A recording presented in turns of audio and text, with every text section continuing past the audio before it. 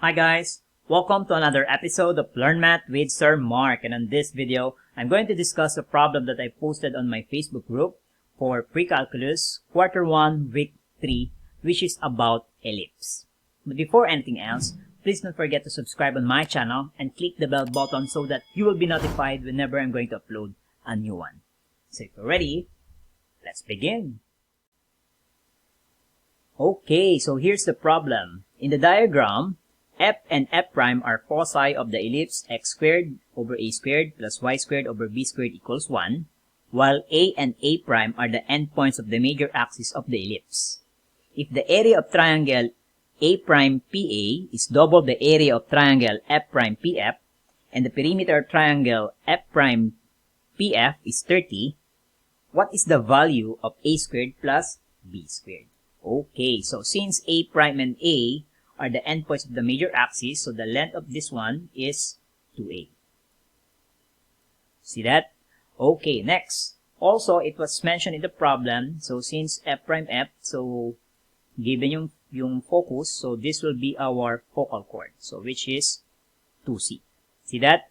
Okay, now, okay, one thing is mentioned of the problem, yung area daw ng a prime PA. Okay, so let me use that. Okay, so a prime PA. Okay, by the way, this is how we write area. We enclose it by parentheses. Okay, that's equal to double the area of triangle f prime PF.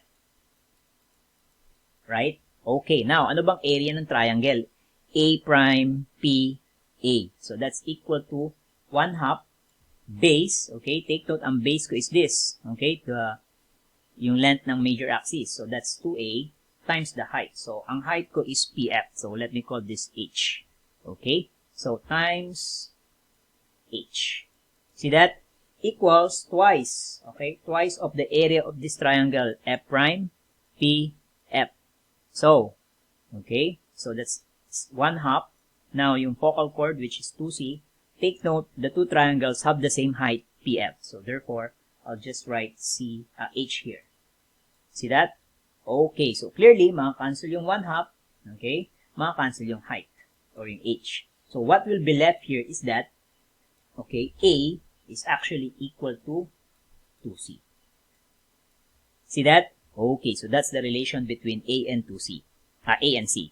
Alright, next, another given here in this problem is that the perimeter, alright, which is 30. So, ano ba ibig sabihin ng perimeter?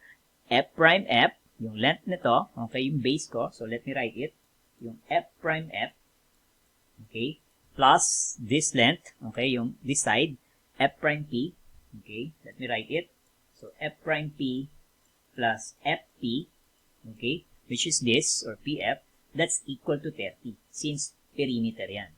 Okay, take note, ano ba yung length ng F prime F? That's actually 2c. Right? And also, by definition ng ellipse, so at this point, so dapat alam yung definition ng ellipse, okay, yung sum, okay, from this point to the two fixed points, which is the foci, are constant. And that's equal to 2a. See that? Okay, so fix yun. Again, by definition of ellipse, yung F prime P plus FP is always 2a. Okay, that's equal to 30.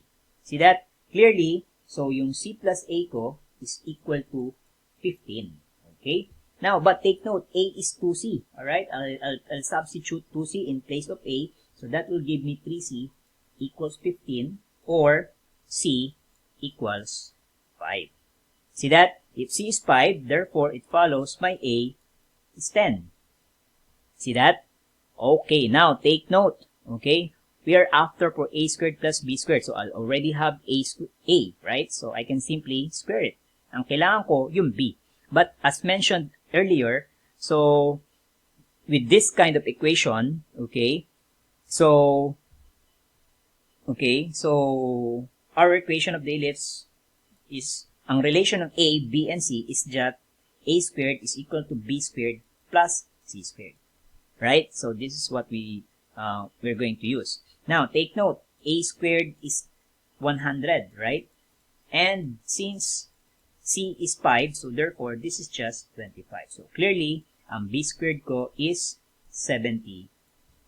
So therefore, okay, yung answer, what is a squared plus b squared?